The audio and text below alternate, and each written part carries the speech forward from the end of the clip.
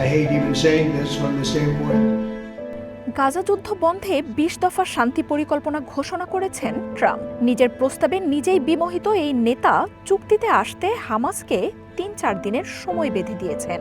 তবে একতরফা এই চুক্তি ঘিরে চলছে আলোচনা সমালোচনা। Immediately, but in no case more than 72 hours. আমেরিকার প্রেসিডেন্ট জানান হামাসকে এই চুক্তি মেনে নিতে হবে, তা না হলে খুবই দুঃখজনক পরিণতি ভোগ করতে হবে। প্রস্তাবে হামাসের জন্য সমঝোতার কোনো পথ খোলা নেই বলেও জানান তিনি। শান্তি পরিকল্পনায় সম্মত হওয়ায় ইসরায়েলি প্রধানমন্ত্রীকে ধন্যবাদও জানান Trump. And they'll be named over the next few days.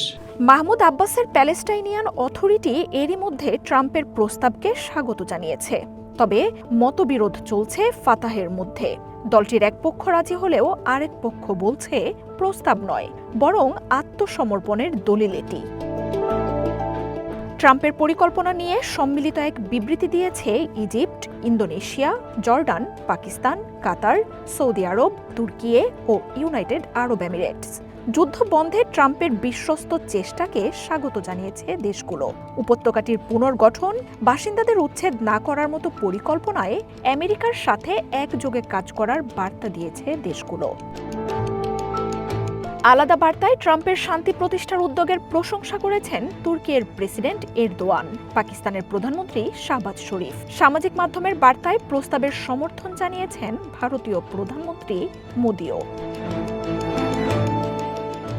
ফিলিস্তিনের শান্তি স্থাপনের যে কোনো প্রচেষ্টার সমর্থনের কথা জানিয়েছে চায়না।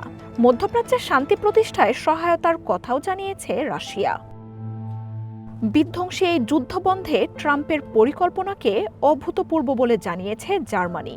স্থায়ী শান্তি প্রতিষ্ঠায় দ্বিরাষ্ট্র গঠন বাস্তবায়নের আহ্বান জানিয়েছে ফ্রান্স। সমর্থন দিয়েছে Britain, Italy, Spain, Netherlands, Azerbaijan, Australia, নিউজিল্যান্ডের নেতারা।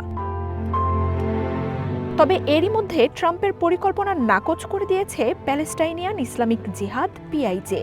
এই প্রস্তাবকে পুরো অঞ্চল উড়িয়ে দেওয়ার পরিকল্পনা বলে মন্তব্য করেছে দলটি। ট্রাম্পের শান্তি পরিকল্পনা যাচাই করছে হামাস। তবে সেই পরিকল্পনা বাতিলের সম্ভাবনাই এখন বেশি বলে জানাচ্ছে গণমাধ্যমগুলো। বিবিসিকে এরই মধ্যে এমন কথা জানিয়েছে হামাসের শীর্ষ এক নেতাও।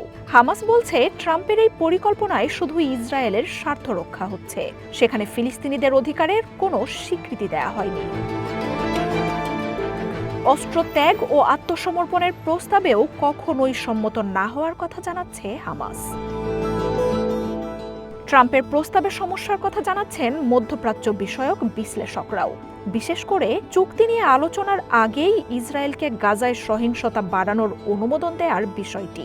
আন্তর্জাতিক সম্প্রদায়ের প্রতি কোনো আস্থা নেই হামাসের, আবার তারাও হামাসকে বিশ্বাস করে না। এমন অবস্থায় স্বাধীনতাকামী দলটিকে নিজেদের সব অস্ত্র ক্ষমতা বিসর্জন দিয়ে গাজা ত্যাগের প্রস্তাব দেওয়ার যৌক্তিকতা নিয়ে প্রশ্ন উঠছে। মার্জিয়া উপমা, ওয়ান ইন্টারন্যাশনাল ডেস্ক।